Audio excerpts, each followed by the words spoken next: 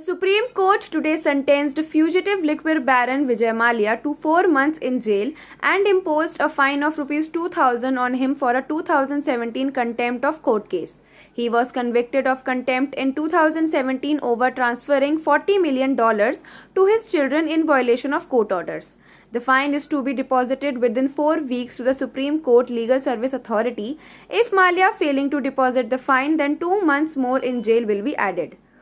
Court also said that the transaction of $40 million by Mallya to his children is void and inoperative, ordering the recipients to return the amount with 8% interest to the recovery officer within 4 weeks. If the amount is not returned, Vijay Mallya properties can be attached. Bank had alleged that Vijay Mallya concealed the facts and diverted the money to his son Siddharth Mallya and daughters Leena Mallya and Tanya Mallya in flagrant violation of the orders passed by the Karnataka High Court.